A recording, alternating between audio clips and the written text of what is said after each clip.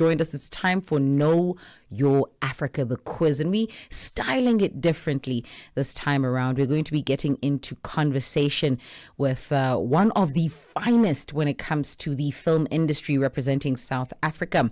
Today we dive into the dynamic world of film and performing arts on the continent, a space buzzing with bold storytellers, cultural disruptors, and new age visionaries. And who better to guide us through than this powerhouse herself, Lethabo Ramokgopa, joining us, the founder of Cecilian Creatives, a trailblazing arts administration company and communication strategist for the Made in Limpopo Film Hub. Lethabo has spent over 17 years carving out platforms for creatives across the rural and urban spaces in Africa, from pioneering screenwriting workshops in Limpopo to reshaping how the world sees the continent that is Africa. She's not just in the game, she's shaping it. Lethabo joins us on the line. Lethabo, welcome to Hardlines. Thank you so much for joining us. Thank you so much, Sheila, for having me. It's such a pleasure to be here with you. Lethabo, 17 years. 17 years is almost 2 decades. Absolutely. Do you still feel the same zeal that you felt when you stepped into the industry? Fortunately, I was born into it. So stepping into the industry, I didn't have to feel it. I was born into it. I come from a space of artists. My grandfather was an author and musician. My grandmother and my mom were both choral musicians. I have a late uncle who was a keyboardist. And when I was in high school, I was a choir captain. So the arts is part of my fiber. And in 2008, that's when I registered the company. Initially, it was actually for as an events company. But I had the pleasure of being appointed as a marketing officer in 2011 at a non-profit organization called Limpopo Arts and Culture Association. And what was interesting about that was I was handed over a database of, I still remember the number, 1,126 Limpopo artists for me to meet. Wow. And sell to the province and the world. And that really catapulted me into falling hopelessly in love with the art space. So I'm always excited. I haven't reached half of the database, and every day I'm meeting new people. So I wake up excited and looking forward to the space. Lethabo, your tilt is always toward the musical end of the industry. And you said that you were a choir captain. Are those vocal cords being used anywhere else? Now, at least? Not for singing, but I am a public speaker. I do host I do host events, and I facilitate conversations. But I was actually thinking about what you're asking me this morning. I was listening to Michael Jackson, and I thought, maybe I'm starting with the man in the mirror. I could go back there, Beautiful, beautiful. With that being said, just looking at the landscape of the continent, when you look at the music industry, one thing that I have noted is that when we catapult into stardom and we are known not just by the continent, the world, we fall under this world music category, which I, to an extent, feel doesn't pay homage to our creative space. It is no longer our own product. It has become that of the world. And as much as we sit on global stages, we sit on global stages with a lack of definition. What's your take? Sheila, the thing about music, I'm not saying it's an easy form of art. Don't get me wrong. But right now, especially with the digital space, it's very easy to put a beat together and then I come with my vocals. If you listen deeply into our music now, it's no longer lyrically driven. We can come in with the aha, yo, yo, and that actually becomes a hit, But with the other forms of art, they like your drama, for instance, you've got to really delve deeper into the soul. And I'm not saying, please, don't misunderstand me. I'm not saying that you don't do the same with music, but I think generally music becomes an easier form of art to sell, to thrive in, and which almost dims the light of the other creative genres. And that's why I think for us in the film space for now, we are working towards making sure that we raise the bar a little bit so that the global space also recognizes that there are different forms of art that we thrive in, especially as Africans, not just as South Africans, but there's a lot of talent when it comes to African storytelling. Let's talk about that space, African storytelling. There was a big debate around how our narratives are not our own. The Europeans, the Western world is the one telling our story. You think of movies such as Wakanda, and you're like, why did they not cast Xhosa-speaking people? Why did they look for Americans and sort of try and get them to say a few words in isiXhosa, which sort of defeated the purpose of representing the continent, right? And so let's look at that space and that narrative, specifically that of African storytellers not really shining. And we don't know what the reasons are. Perhaps you can even tell us about the reasons, not shining bright enough to overshadow the narratives that don't necessarily speak to us as a nation.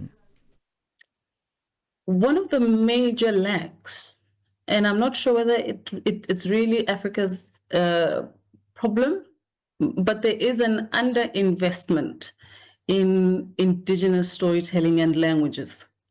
And when we narrow it down to film is a cultural mirror, Yet many African youth are discouraged from telling stories in their mother tongue or drawing on local traditions. And their biggest fear is that it won't sell, Yet the global models are aggressively exporting culture. When you look at the Korean wave, the film industry from Korea, they produce their films in their language. Yeah. And we end up following the story and loving the stories, yet they're not communicating with us in isiXhosa. They're communicating in Korean. You look at Nollywood as well, that is thriving. So the underinvestment is our biggest challenge, and bringing it down to South Africa.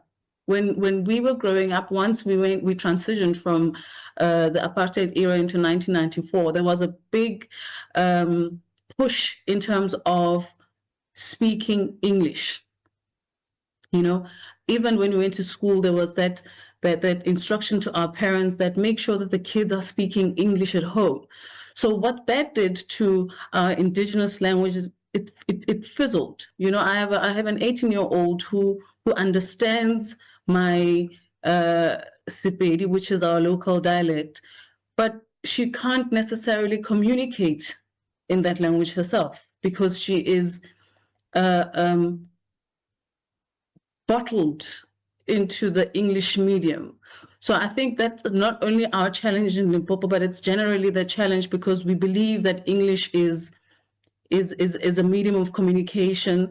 Yes, surely it is. But when you look at Africa, there's how many of us are we? The countries, I think there's 54 countries 55. in Africa. 55 countries in Africa. And if there's 11 official languages, 12 now in South Africa, including the sign language, can you imagine if there's only 12, there's 12 official languages in South Africa and we multiply that by 54, 55. Let's just assume that there's 12 official languages in every country, of which there's more. There's a whole lot. So why are we not telling our stories in our languages? And when we're looking at the diaspora, there are many Africans all over the world. Surely if I can communicate, I can share my story in my language, there's somebody in London that's going to understand exactly what I am saying. And somebody else that's sitting in another country who's interested in isiXhosa that you were mentioning could be able to learn that language through our storytelling. And we need to push for that. And we're currently, I don't know whether it's still, we can still call it oppression, but I think Africa is still a little bit oppressed when it comes to the liberty of using our languages. You know what's really interesting, Lethabo, is that we have over 2,000 languages in the African continent. Imagine, imagine 2,000. that. I can't imagine switching on my telly and then hearing a dialect of a particular language, because it's not just the language. Then you've got the Yes, spread of that language, because in different regions, people have interpreted pronunciation and enunciation so differently that it becomes a whole different dialect altogether. I want to say that I do respect absolutely. the realities of a universal state of address, a medium of communication, if you will. But Kiswahili could have served us. I think if we took the strides to learn Kiswahili, which is one of the most spoken African languages in the continent, then we'd have stories to tell in that language in the next 30, 40, 50 years. With that being said, Absolutely.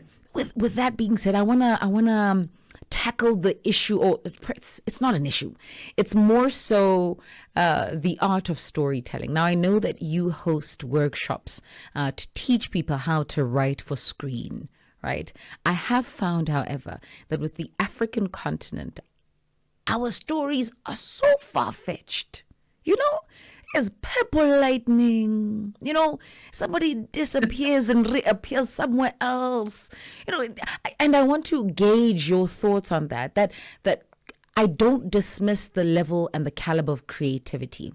However, I do think that to an extent there's a level of imitation that we want to inject into our own stories that sort of leads us astray and then gives us very interesting things on screen. Sheila, one thing I love about the arts is the liberty of creativity. You know, once you get into a space where, for instance, when you make reference to our writing for screen workshops, we encourage that. We encourage your brain, your mind to work, and if it works over time, go for it. Let's see how far you can go. Let's see how the story can take us through this journey of Yeah. someone appearing and disappearing and coming back and doing all sorts of things. And where does this guy end up? And he ends up appearing in another country. We love that. That is television. You know, that's filmmaking. We cannot take it away from that, because reality is, when we look at our lives, Sheila, there's hardship. There's so much torment that people are going through.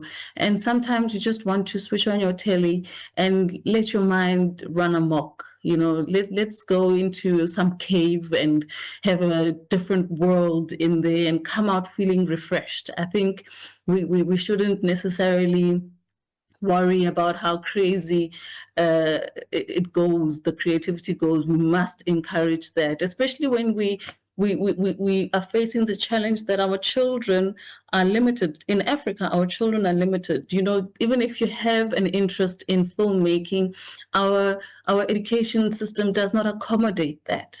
It doesn't take our kids from grade school to high school to university and beyond with encouraging storytelling. You pick it up from a young age that this child is creative. This child loves reading, loves telling stories. But where does she go from there? You know? So I'm all for creativity. I'm all for the crazy stories. and I don't want you to worry about it. I Yeah. want us to be okay with it. Let's go back wild. Let's have lightning, purple and blue and green. Oh, goodness. There is a comment coming in from Verdi saying we can learn from Indian writers over everything.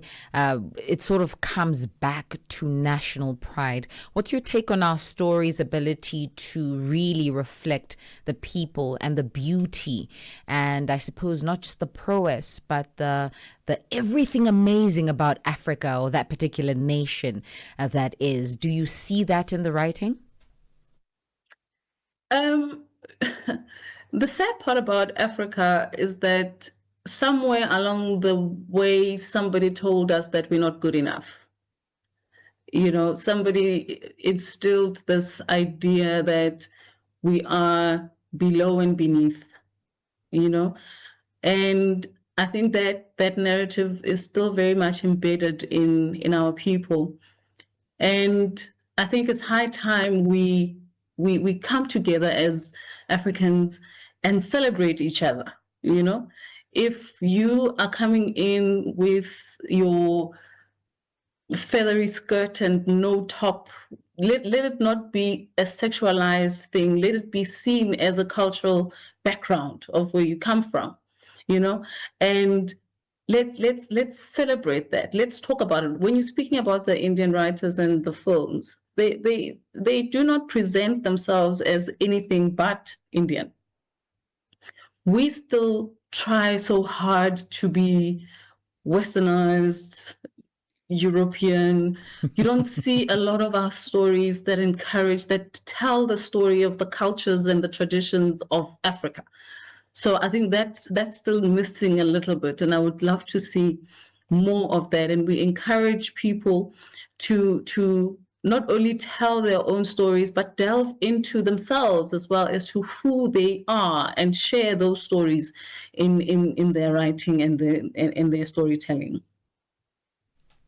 And one last question before we get into the quiz. I mean, Lethabo, you've been in the industry 17 years. So we have to say, so what do you know about this industry that is dubbed the film industry of the African continent? My last question to you before we get into that quiz is just a word of, I suppose, a word of encouragement to a writer who feels like a door hasn't been opened.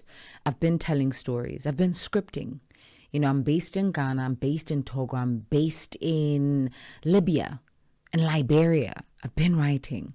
I've been taking my stories to what I think are the relevant places. And everything I hear is get a real job. This is not a job. This is not going to feed your family. This is not what you want to get into. What would you say to them? Oh, you know, that's very painful to actually hear, because it's so many filmmakers' reality. You know, continue writing. We have organizations like the Made in Limpopo Film Hub, where I know our director, who's Miss Lethabo, is a filmmaker, and I know that she wants to be recording and making films, but because of what you're bringing to the table, the challenges that we're facing, we're still on the groundworks, trying to create collaborations and understandings between government, NGOs, other professional filmmakers, so that they level the field and make it possible for the writer to be able to write and see that script into fruition, you know. So to that writer, I'd say continue writing, link up with organizations such as the Made Limpopo Film Hub. I was having a conversation with Ms. Klomasana, our director, just yesterday. I was saying to her, maybe these workshops that we're working on, the symposiums that we're currently busy with, maybe we should not limit them to Limpopo. Let's go digital. Let that writer in Nigeria, the one in Liberia, the one in Congo, who does not seem to have a direction as to where can I go, what can I do, let's give them access to our platform, so that when we have an influx, for instance, from a certain region, we are then able to give, let's say, the Department of Arts and Culture in Congo, and say, listen, we have got 12 writers that are coming from your areas. They don't seem to have direction in terms of where to go. What can we do for them in order for them to continue thriving in their space? We've recently actually even secured a partnership with Stage 32, which is a Hollywood-based film company. And we didn't even approach them. They came to us and said to us, listen, we see that you guys are doing this and we want to be part of this. They're sitting in the USA. We're sitting in Limpopo in South Africa, a rural province. And we're excited over that. And we are then saying to the rest of Africa, to the filmmakers, to the writers, listen, the gates are now open. Let's get together. Don't be despondent about the hurdles that you're facing. There are various outlets, and don't stop writing. Don't stop knocking at doors. You need to knock at 100 doors before the 101st one opens. So don't give up. Just continue going ahead. We are going to be taking a moment, of course, to celebrate some of Cecilian Creatives' wins. And we'll touch base on that just on the other side of the quiz. Lethabo, I want to ask you, are you ready for this quiz? No. Don't say that. Don't be that. Listen, it's a 50-50, okay? It's going to start off gentle, and then we get into some technical things, and I'm pretty sure you'll get a solid 9 out of 10. No. I'm not. The reason I'm not ready, Sheila, is because I'm an administrator. I'm not a filmmaker. I'm the one that makes sure that everything works out okay. So when I say I'm not ready, I'm not joking. But go ahead, let's go. All right, more grace. 0 more out grace. of 10 is also a number. Okay, question number 1. Which country is home to Nollywood, one of the largest film industries in the world?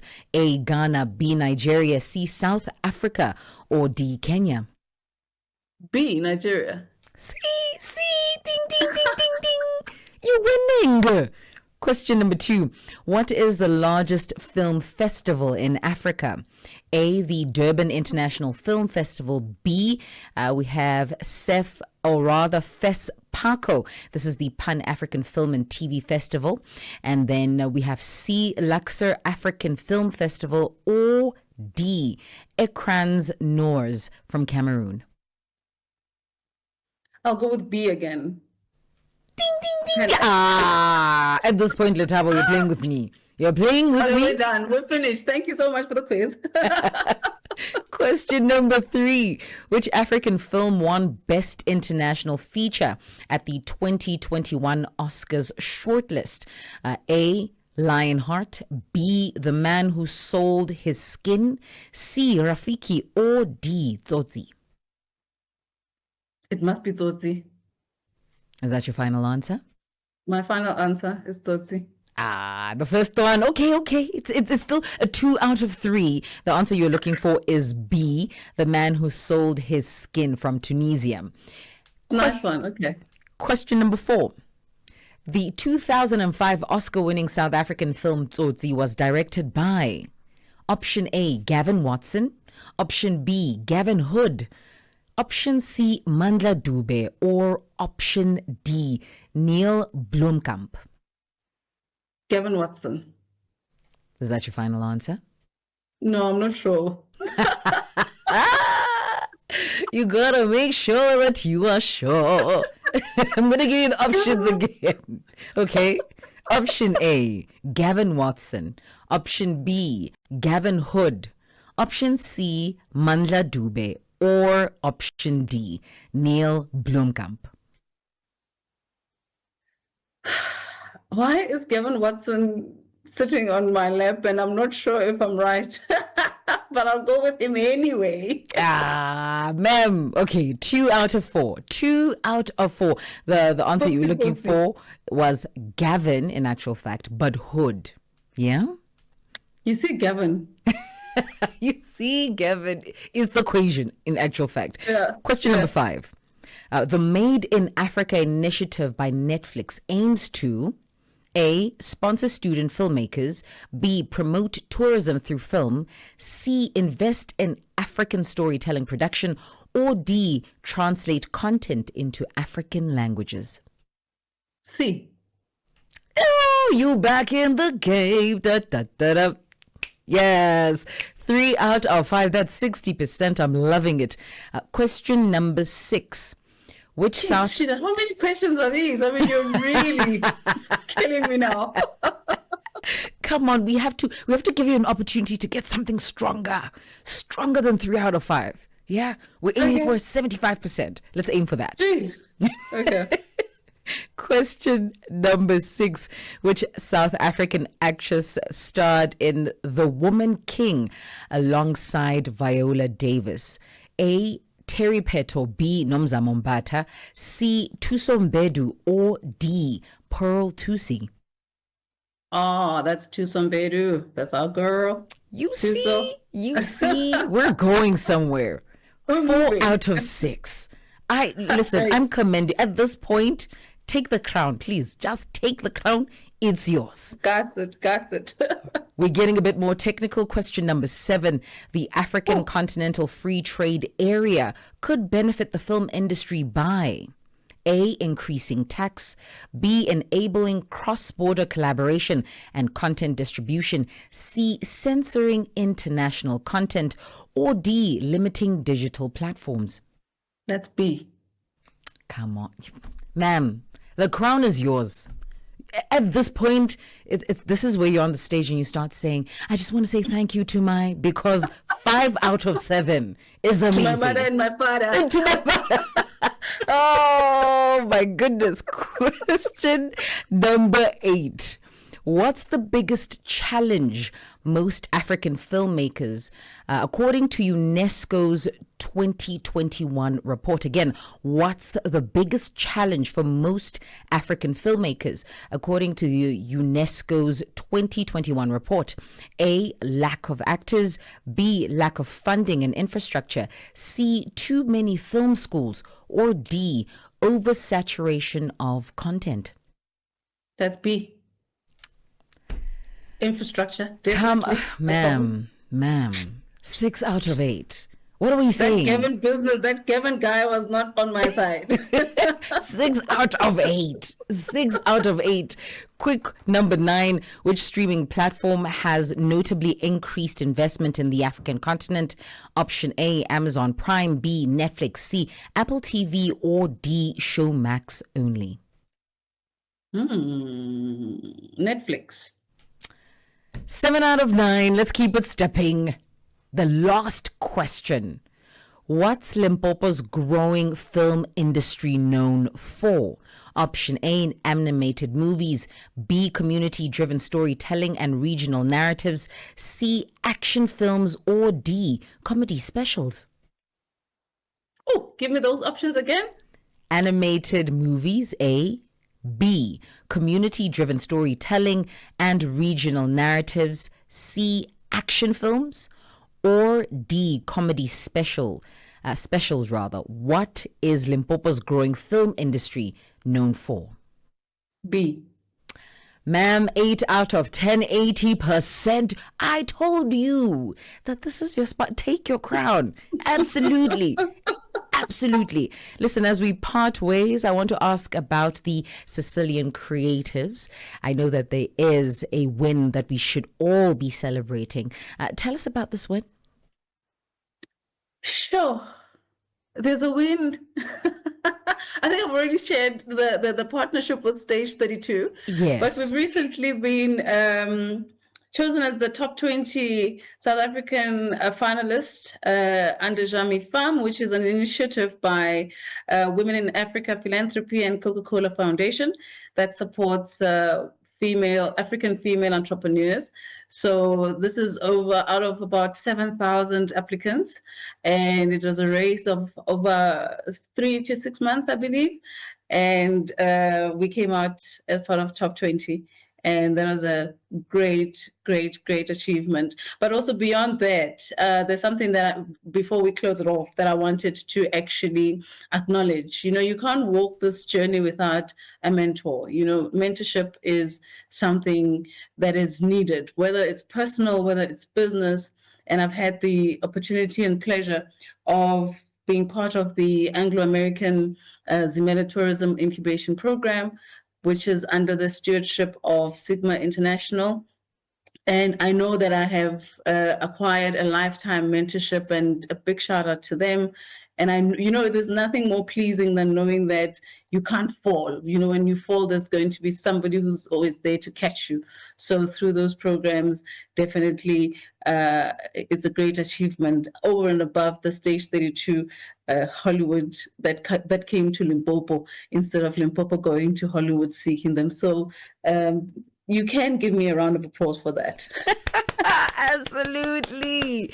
The founder of Cecilian Creatives, a trailblazing art administration company, and the communication strategist for the Made in Limpopo Film Hub. Her name is Lethabo Ramokgopa, and she joins us this evening, standing as a victorious queen, 8 out of 10. Listen, at this point, you should add African film media guru. Okay? Go to I'm gonna do LinkedIn, that. please. Do the I'm right definitely thing. going to do that. Lethabo, thank you so much for joining us this evening. Thank you so much, Sheila. It was such a pleasure. And I hope this is not the only time that you're going to offer us this platform where we're able to engage with our people. And you're doing a great job. Keep it up. Thank you so much. And no, we'll have you back very soon. Very soon. It is 7 minutes before the show comes to an end. Some music, and then we have a chat with Morris Touch.